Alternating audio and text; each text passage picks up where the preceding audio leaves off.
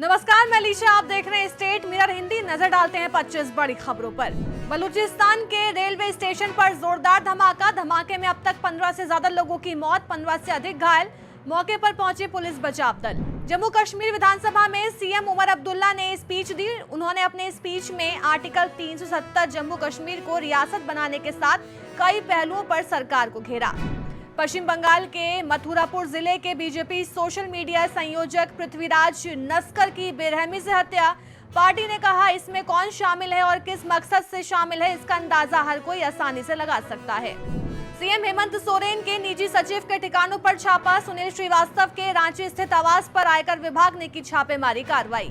केरल के वायनाड में चुनाव आयोग और पुलिस के उड़ान दस्ते की ओर से कांग्रेस नेता राहुल गांधी, पार्टी महासचिव प्रियंका गांधी की तस्वीरों वाली खाद्य सामग्री जब्त। सीएम सोरेन के निजी सचिव सुनील श्रीवास्तव के ठिकानों पर आईटी की छापेमारी पर बीजेपी प्रवक्ता प्रतुल शाहदेव ने कहा, ये मोदी जी का नया भारत है। आप कितने भी बड़े पद पर क्यों ना हो, अगर आपके खिलाफ कोई सबूत है तो एजेंसियां कार्रवाई करती हैं और ये चुनाव का समय है, इसलिए सभी एजेंसियां हाई अलर्ट पर हैं। शरद पवार ने सीएम योगी पर बोला हमला। कहा, चुनाव को जातिवाद की ओर ले जाने के लिए ही सीएम योगी को महाराष्ट्र में लाया जा रहा। महाराष्ट्र विधानसभा चुनाव में बीजेपी की जीत की स्क्रिप्ट लिखने में जुटी आरएसएस। हरियाणा वाली चाल से बीजेपी का बनेगा काम। बीजेपी की जीत के लिए जोरों शोरों से प्रचार जारी। महाराष्ट्र में चुनावी दौरे पर हैं पीएम मोदी। नासिक और धुले में चुनावी रैली के बाद पीएम मोदी का अकोला और नांदेड़ में चुनावी रैली आयोजित। आगामी चुनाव को लेकर रैली को करेंगे संबोधित। शिवसेना यूबीटी ने पार्टी विरोधी गतिविधियों में शामिल होने की वजह हिंगोली से अपने पूर्व सांसद सुभाष वानखेड़े को पार्टी से निष्कासित कर दिया है। ये जानकारी शिवसेना यूबीटी की ओर से दी गई है।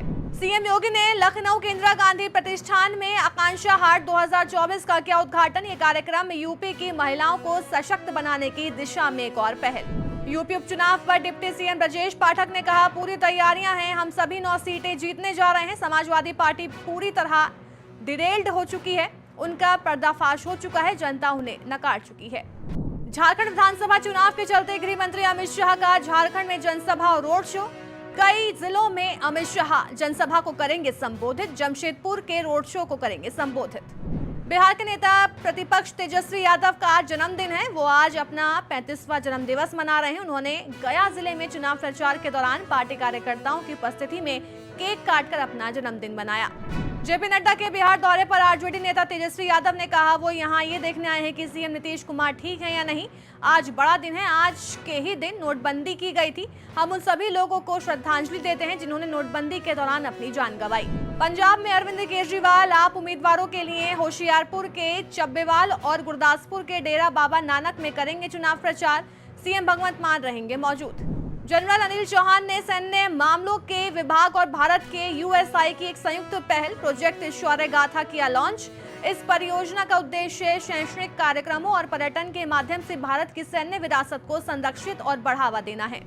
दिल्ली में अभी सर्दियां शुरू भी नहीं हुई हैं, लेकिन हवा की गुणवत्ता खराब से बहुत खराब। सेंट्रल पॉल्यूशन कंट्रोल बोर्ड के अनुसार एयर क्वालिटी इंडेक्स 360 है, जो कि बहुत खराब श्रेणी में दर्ज किया जाता है। छत्तीसगढ़ की पुलिस मुठभेड़ में मारे गए हिस्ट्री शीटर पर एसपी जितेंद्र शुक्ला ने कहा, वो एक शातिर अपराधी था। चेकिंग के दौरान वो सड़क पर आता हुआ दिखाई दिया। उसे रोकने के प्रयास में उसने अपनी पिस्तौल से हमारी गाड़ी पर 2 राउंड फायरिंग की। पश्चिम बंगाल में दक्षिण पूर्व रेलवे डिवीजन के नालपुर स्टेशन के पास बेपटरी हुई सिकंदराबाद शालीमार एसएफ एक्सप्रेस के डिब्बे। अब तक किसी के हताहत होने की सूचना नहीं। एलन मस्क पर रुक ही नहीं रही पैसों की बारिश। $300 बिलियन के पार गई नेटवर्थ। मस्क की नेटवर्थ में $17 अरब का इजाफा। कनाडा के पीएम जस्टिन ट्रूडो ने कहा कि हिंसा करने वाले सिख और हिंदू समुदाय का प्रतिनिधित्व नहीं करते हैं। ट्रूडो ने यह भी बात स्वीकार की है, कनाडा में खालिस्तान समर्थक हैं। पोर्टस ने एक्स पर पोस्ट कर एम्स्टरडैम में इजरायली फुटबॉल प्रशंसकों पर हमले की निंदा करते हुए कहा, इतिहास के उन काले क्षणों की याद दिलाते हैं जब यहूदियों पर अत्याचार किया गया था।